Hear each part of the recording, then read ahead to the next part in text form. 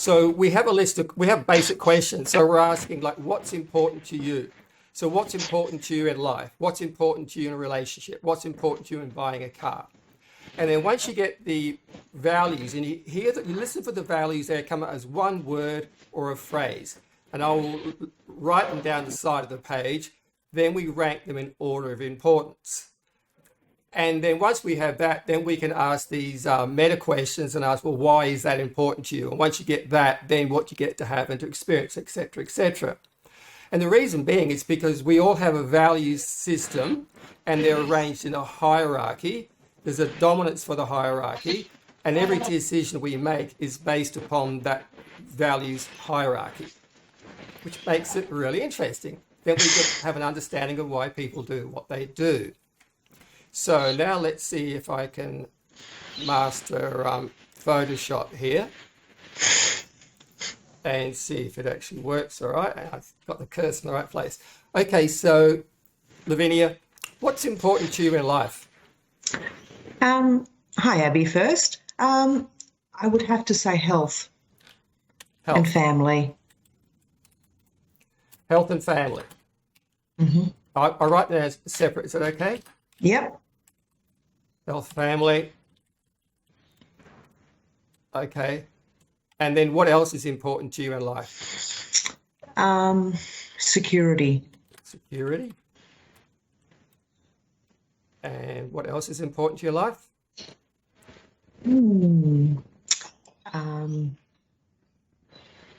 I think those three are the most important because they tie in just about everything else in relationships and all the rest of it. So I think, once you've got those three, I think everything else kind of, because security means career, means finances. And so I think those three would be the things that I'd find the most important. All right. So if any one day you could only have one of these, which would it be? Health. And if you could have health and one more, which would it be? Family. And then security. All right. That was too easy. Yeah. Already ranked there. Okay. So let's see if I can sort of suss this out because I can't type fast enough to keep all the notes. So what I'm going to have to do is like when I'm doing working with a client. So we start with health and we ask. So what I'm going to do now, I'm going to move my screen around. So move the screen in front so I can look at you. So why is health important to you? Health's important because if you don't have your health, you can't do anything else. And I've seen that across a lot of people, including my own family. If you're not healthy, both mentally and physically, you really can't achieve much. You become a disability to what you want to achieve. So being healthy of mind and body is absolutely critical to being able to achieve anything else. And if you don't have those, it's really hard to focus on anybody else, let alone yourself, when you're not feeling well within yourself physically or mentally. So, okay, so you mentioned achievement there. So then once you get health, what does it allow you to achieve? Look after the family, have a career, earn money, enjoy life, enjoy activities with friends and family, all the things that you take for granted. Like sometimes your health can impact you driving, so you isolate yourself. It could impact you mentally and you with anxiety and issues like that. So it really stops you from living any sort of meaningful life when you're not well in any capacity, whether it is physically or mentally. So then once you get the career, you get the money, you get to enjoy life and your friends and family, then what do you get to have and to experience?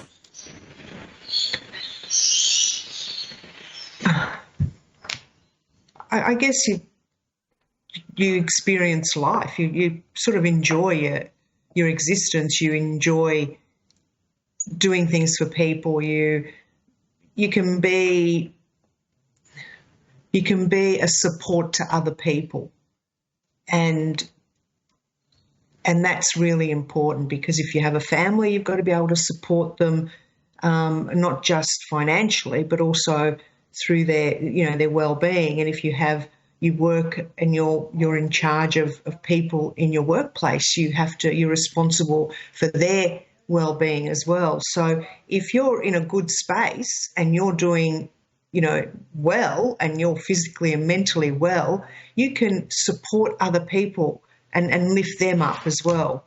And I think that's kind of the best gift you can give to any other human. So is supporting others and lifting them up, is that important to you? Yes. So we would say that, like supporting others and lifting them up, and I can never write fast enough. And pay attention to the conversation. But supporting others and lifting them up, we would say that's like a core value, like a driver value. Yes. All right. And so why is that important? So what is important to you about that? Why is that so important to you? Because I think it gives your life meaning and purpose. If you're constantly focused on you and only achieving for you, then it just seems like a very empty life. And when you're saying supporting other people, you're also talking about your family, and you're talking about your extended family and your workmates and your friends, etc. So, if you can't be there for even those people, then you really leave. I just can't see it being a very sort of productive life.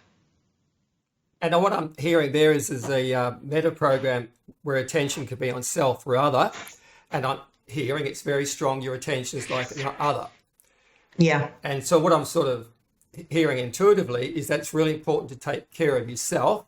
So you've got to take care of your own physical health, your mental and your well-being.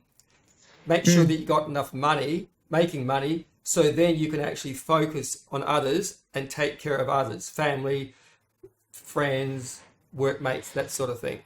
Exactly. Absolutely. Okay, so what have you learned so far from our little conversation so far? I've got to look after myself better. Practice what I preach. Yeah, so learning, so you've got to look after yourself better. It's not that easy. I guess that's why it is such an important value, because it's kind of easy to say you've got to look after yourself so you can look after others, but it sometimes falls over. You don't always follow that. Then you go, I'll check on that later, or I've got a bit of a headache, but I'll leave it alone, or you never practice that look after you first, so that then so you've got to kind of constantly remind yourself that is important. And so that's where the meta program of self and others is really important. So you like me, so we're like people helpers. So we put our attention onto others. We want to help others, and a lot of people do that. But you have to make yourself number one. Yeah. And so sometimes I've asked people, so if you're on an aeroplane and then the hostess came out and said, look, the cabin's depressurized, and then those little oxygen masks dropped from the ceiling, and you were traveling with a small child, would you put it on yourself first or the child first? On yourself. On yourself. Because I remember one man saying he'd put it on his child first. And I said, so then if you go unconscious, who's going to take care of the child? And he was really like this. He was just like so frustrated. But that's what I hear. See, it's just like when you have attention on others, you want to help others, but then the tendency is not to take care of self. Exactly. And then, but you have awareness to know that you really have to take care of self, You got to make yourself number one, be fit, strong, and healthy, and have Yeah. heaps of money. So then you're in a position to help others. That's right. That's right. And it's absolutely just, fitness, your body being able to do things, but also mentally, because you can, forget about your mental health. And a lot of people do. And you take on more and more because you think, I'm helping people. So you take on more and more and more. And in the end, you just get so stressed that you can't deal with it. And you retreat into this sort of like, I don't want to do it. I don't want to do it. So you've got to constantly remind yourself that it's okay to take on things and help people, but, always take a step back mentally as well, because, physically you can see yourself bleed or bruise or you break something or whatever, but mentally you sometimes don't see it. So you have to be constantly aware of it. And it's sometimes really hard when you're, in an environment that there's a lot of people that need your help, or you're supporting, a family, or like when my in-laws were living with us, it was really hard focusing on yourself when their needs were so great. And you've just got to, not feel selfish by taking that time out. So how do you do that? How do you take care of self first? You've got to physically take yourself out of the situation, even if it's for 5 minutes, 10 minutes, go for a walk around the block, anything, but take yourself out so that you can kind of, like come home from work, shut off everything. Don't just take a break, take a breather. It's just so easy now with devices and everything that you don't let go of your day. You just, 12 o'clock, you're trying to sleep and your phone's buzzing or beeping or the computer's going. It doesn't stop. It's 24/7 now. And, if you've got a family that's not well, it's you're constantly on your mind going, I've got to leave the door open, I've got to hear that they're okay, or go and check on them. So you have to like consciously make that decision. I'm going to just stop and I'm going to go for a walk, or I'm going to go have a cup of tea and watch my favourite crappy show and not talk to anybody, or I'm going to go catch up with a friend and have coffee at that nice new little cafe. Anything that takes you away like a circuit breaker so that you can re-energise yourself. I remember back in the 80s, the late 80s, we had these little pager devices. And I got one of those little expensive pages, and I was down at Papa Luigi's in Fremantle, and my friends thought I was a drug dealer because I had this little pager thing. And so I was really into that technology really early. And then, of course, we got the new mobile phones, and they were those great big bulky things. And I had this mobile phone, this big thing, and I used to put it on my belt. And I was in the bank, and it went off. And then, like you were saying, I went out for a walk, and I had it on there, and then it would ring. And I thought, I don't want this. I want to be able, if I go to the bank, I want to be in the bank. If I go for a walk, I want to go for the walk. It's that meditation thing where when you're eating, you eat. When you drink, you drink. When you're watching TV, you watch TV. You don't actually like multitask. And so I actually don't have I do have a mobile phone, but I don't use it. I just use it for emergencies if the car breaks down and it's got Google Maps on it or whatever. That's all I have it for no other reason at all. And I have a landline. Like, I don't know whether you can see it there, but I actually have a landline. And so I'm in the kitchen. My office is the other end of the apartment. The phone rings. It rings. I close the office door. Yeah, so I'm like yourself. I learned really early on. It's just like you got to make time, and you do that by getting the physical distance. You close the office door. You don't take phones and laptops into the bedroom unless you want them to be there. When you go for a walk, you go for a walk. When you're talking to a friend, you talk to the friend. That's right. Yeah, really important. But it's actually, it's so easy to say, but then to do, you actually have to be so conscious of doing it. Yeah.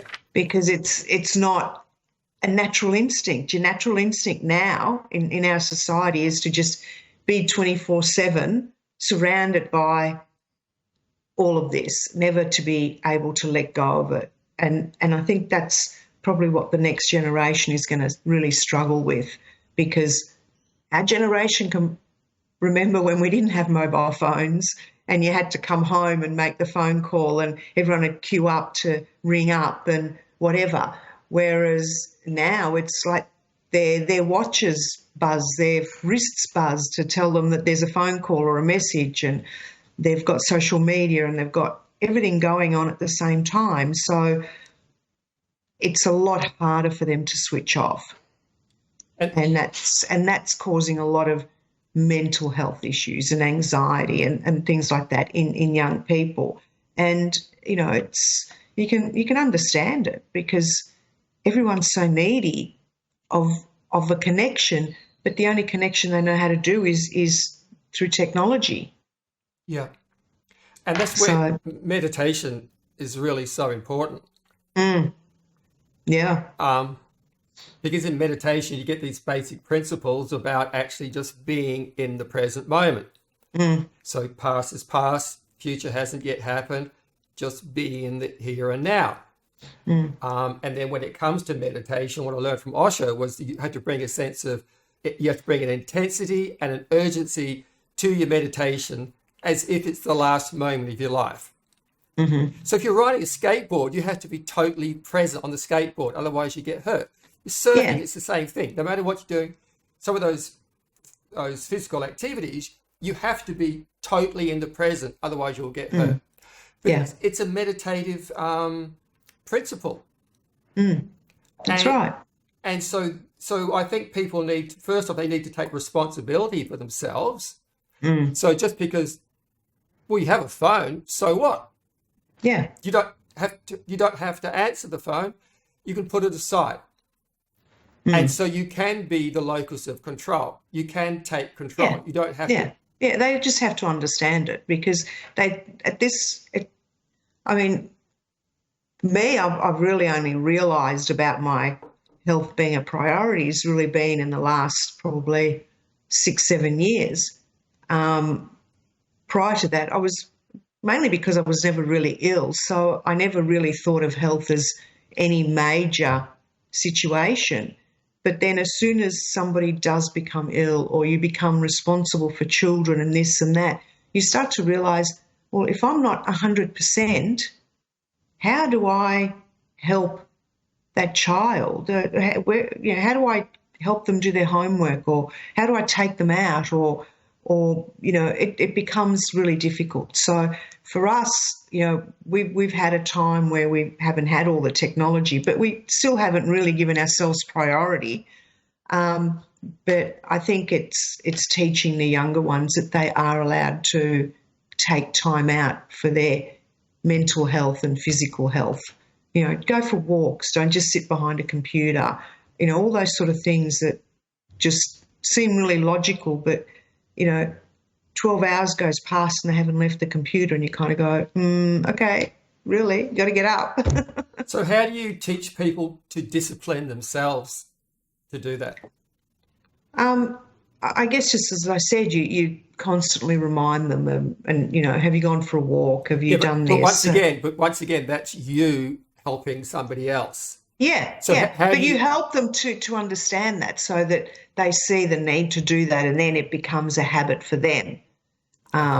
It's and I guess that's where being a parent or being a boss in a work environment, you kind of, let's all get up and have a cup of tea together. Let's take a break. We've all been working at this too long. So you lead by example, and you don't. I think somebody that sits there and does it all the time is really not a good example. So I think it's important that we lead by example to the next generation. Say it's okay, go take a walk. It's cool. It'll still be there when you get back. And they do it once, and you remind them again. And then after a while, it becomes kind of like a routine for them. Oh, I've got to get up and stretch my legs and, move around, or so then I'm going to go to... How would you motivate them? So now we're going back to the values. How would you motivate them? What would be the reasons why they need to put the phone aside, to take a walk, to take care of themselves? I think it's just being aware of me being aware of what's around. So I see my son, I haven't seen him for a few hours, and I think, oh, is he still in his room? So I'll go and knock on the door and go, hey, you want a cup of tea? And just kind of break that, like that ad on TV where all the matches are lined up and they light the first one, and then halfway through it they pull the match down so that the matches can't continue to light. So it's almost like you break that circuit, you break that sort of link, so that you kind of, they start kind of getting, and you see them now, they get up, they go and make a cup of tea, one of them goes to gym, another one goes for walks. They all sort of do it instinctively now, because it's just, you've just got to be aware of, the same when I was in the office all the time, and it did get hectic. You could see some of the staff getting stressed. I'm their boss, I'm in charge, so I have to show leadership. And I'd go, hey, you want to take a break? Do you want to go and have a cup of tea? Or I'll find another job for them to do that will take them away from that stressful situation for half an hour or so. And that's really important. I think a lot of people in leadership need to actually do a lot more of that, rather than pushing employees to be just constantly, bombarding them with emails and texts and God knows what else, even after hours. Like they're not on call 24/7 for you. They do have other lives besides their work. So as employers, I think they need more understanding of how the workforce needs to work. And then as a mother, the same thing, as a partner. But you always put yourself first so that you are able to show that leadership of looking after yourself so that you can look after them. I agree. It's like a little circle, If everyone does a little bit of that, it'd be amazing. But, sometimes you've got to give them a little push. Absolutely. Coaching. Mm. Why is family important to you? Why is it important? Because I love them. I love having them around. I love their energy. I love the support they give me. It's unconditional. And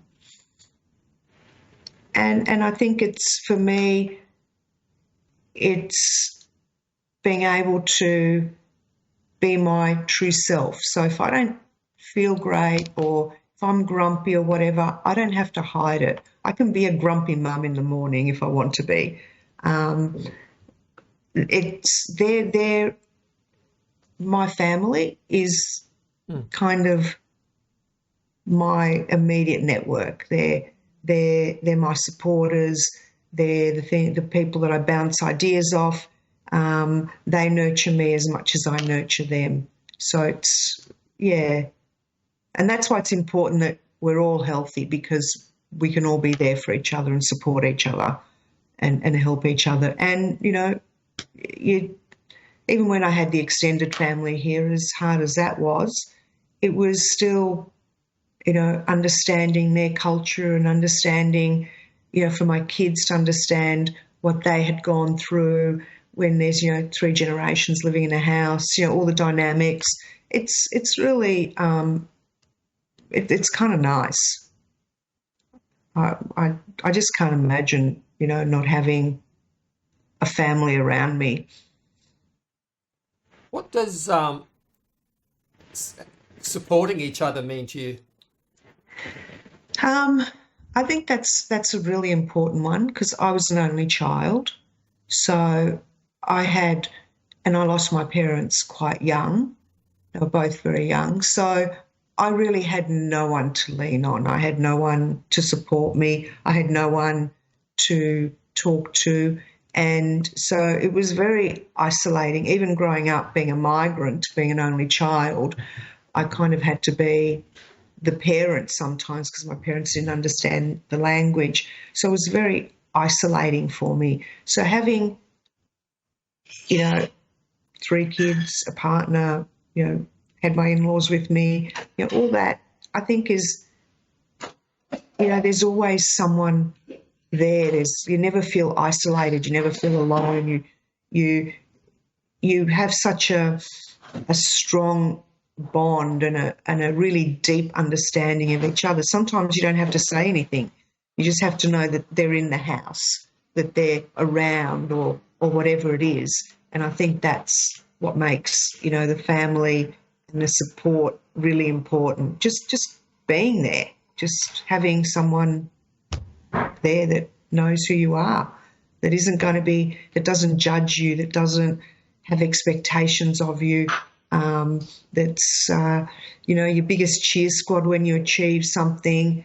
I'm my kids' biggest cheer squad for when they achieve things. It's, it's really hard to explain, I guess. It's just something you feel more than you can say, for me anyway. And so what's important? Why is security important to you? Security is important because it also affects the family and the health. So having your health and having your family and having that security all kind of ties in. When you don't have the security, it affects your family, it affects your health.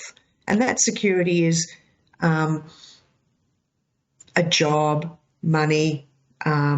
It's also living in a safe environment, having a roof over your head, having enough food, all those things that if you don't have them, it really puts a lot more pressure on everything else and on everybody else. If everyone lost their jobs or, and there was no money coming in, it puts, you have your family unit that are really supportive of you, but it just puts a lot more pressure on. So it does become important in like the scheme of all three of those values. It's important in that as well, because you don't have your health, you can't have a job. You don't have a job, you get sick. So it's sort of, they all kind of interrelate, and it's the little hamster on the wheel. You kind of go, yep, but you just got to keep going. And, it's sort of, but it is about having the job and having the roof over your head and having food and having, and feeling safe, feeling that if you aren't well, you're in a safe environment. If you're mentally not well, that you're in a safe environment. So I guess to me, security kind of is really health and family anyway. It sort of ties it all in. It's just putting it into a different little box, if that makes sense. Yeah, it makes sense. So what's more important to you, security or freedom?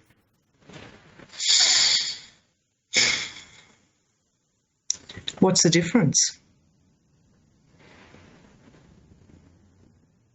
Well, go on. What's the difference? Well, I mean, for some people, to me, I don't see a difference with that. I don't see a difference between security and freedom. Okay. Well, some would say you need to have the government take care of you. So the government will provide security. So there's a police force and they have the guns and all that sort of stuff, but the individual is not allowed.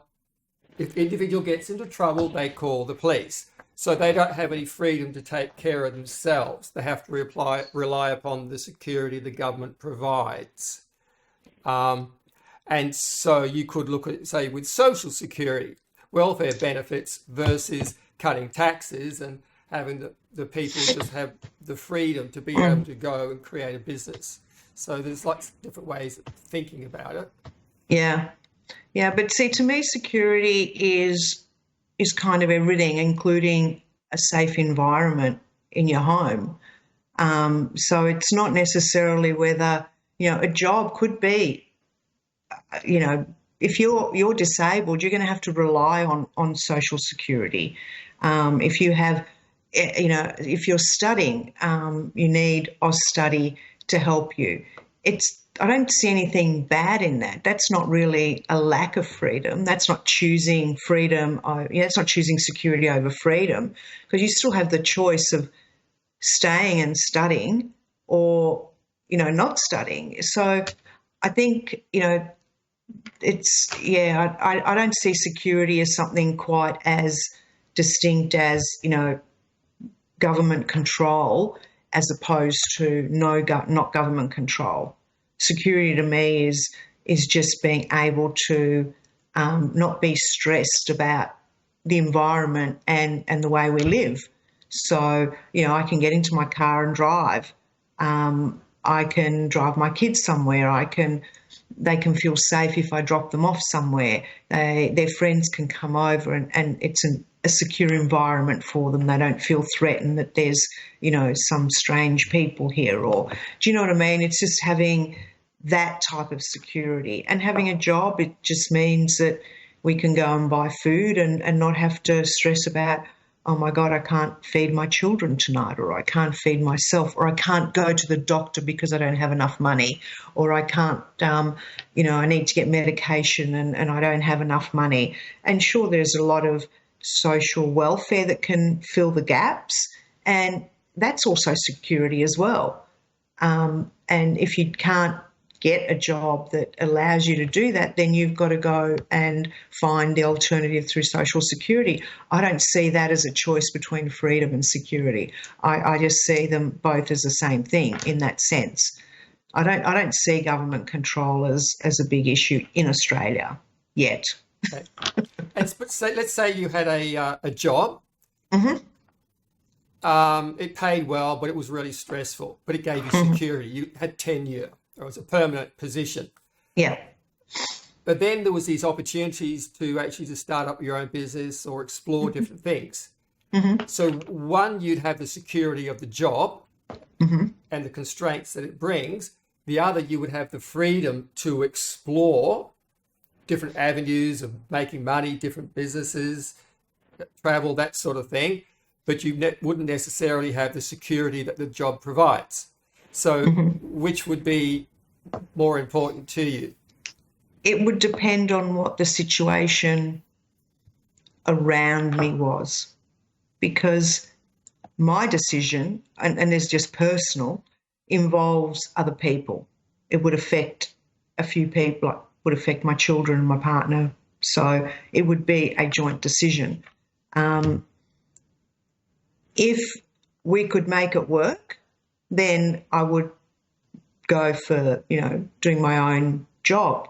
If I couldn't, then I would look at a plan and go, okay, this is really stressful, but what if I do this for a year and I do this and then look at this opportunity? Because it's easy to say which one would you choose, and you'd go, oh yeah, of course I'd go and do my own business and flitter off, but that might not be the reality of what the situation is at home. If someone had said that to me a few years ago when my in-laws were living with us, I would have said no, because I was responsible for them living with us. It was, we had a very different family unit, and there were a lot of responsibilities, and so we had to have a very stable situation. Post-COVID, or just when COVID hit, I decided to walk away from my job because it was just, the new board was very stressful, and I don't need to do it anymore. So I walked away and set up my own. So it matters what's around you. It's again that you can think about yourself, but you've also got to take into consideration everyone else, because if you make a decision for yourself and not take that consideration, and then all of a sudden you haven't got enough money to pay the mortgage, you haven't got enough money to maintain the cars, the kids have got to drop out of school because they've got to go and get a job, you suddenly have created more stress than how you're going to enjoy the opportunities you wanted. So you've got to kind of really balance it out and think about it. And I think that's where, when I talk about family, it's really important, because they're the ones that you bounce off and have that environment and you can talk to them and kind of say, okay, is this a good idea? Or am I just being like totally crazy coming up with this? Or, yeah, Mum, go for it. Or, yeah, do it. We'll do this because we can do this, this and this. So it isn't, sometimes you just got to listen to your heart and the environment and everyone around you. And that's why family is so important. That's why I came second and not third. All right. That's why it was second and not third. Second. And what I've heard a number of times throughout this conversation is the importance of balance. Definitely. I keep getting balance, and that's really good because we'll get some people where it's either or, and then we'll go, no, security or freedom. But right here, strongly with you all the way through the conversation is the importance of having balance. And that's because of, I guess, where I am in my life now. Had you asked me maybe when I was 20 and I didn't have a family and, I would have gone, yeah, whoa, let's go. Different answer. So you've got to think of where you are at the moment and what you want to achieve, and then you make the decision. And I guess that's what balance is. It's not really saying, it's not compromising. It's really kind of taking what you are at, where you're at now. And, and I'm in a different situation now than I was when I was 20. So, yeah. Good. Okay, so one final question. So what are the thoughts that you need to keep in mind? Or what are the thoughts that you keep in mind such that at the end of the day, you say to yourself, this has been the best day of my life ever? Am I doing what I'm doing for the right reasons? So I get up in the morning and go, okay, what am I going to do today? And I kind of plan out the day in my mind. And of course, there's days it never happens, but you can't beat yourself up on it. You just kind of go, have I done the best? Yep, I've had a great day. I've managed to vacuum today. That might be the big thing you've done all day, but that's okay. And I think that's important is sometimes not to take yourself too seriously and not to be so kind of tied into I have to achieve A, B, C, or I don't achieve anything. I think you just got to be a little bit nicer to yourself. It's taken a while. It's not an easy thing. When people say, they're very self-centered, that doesn't mean they take care of themselves. I think that's a totally different thing. I think you just got to be nice to yourself. And sometimes you might just wake up and go, what am I going to do today? Probably nothing. And that's okay. And I think that's important, just to keep patting yourself on the back that, you've had a good day. Just whatever happens. Even if it's traumatic, you've got to kind of pick up and say, it's okay. You'll be all right. Yeah, I agree. Absolutely. Absolutely. Okay, thank you. No, thank you. It was fun. So what were the most important learnings you got from our conversation today? Interestingly, that initially when we spoke, in my mind, it was always going to be family first. And then when we started the conversation, I put health first. So that kind of was interesting because I think that's something I wasn't consciously thinking of. I was thinking family, but then, if we're not well, we can't look after anyone. We can't do anything for the family. You end up being a burden to them because you're not really helping. So how do you enjoy your family? So so that changed this morning when I started talking to you. I just instinctively put health in front of, so that was interesting. I wasn't expecting that. It's interesting. And any tasks that you might give yourself after our conversation? Make more cups of tea. Make more cups of tea. Sounds good. Drink more tea.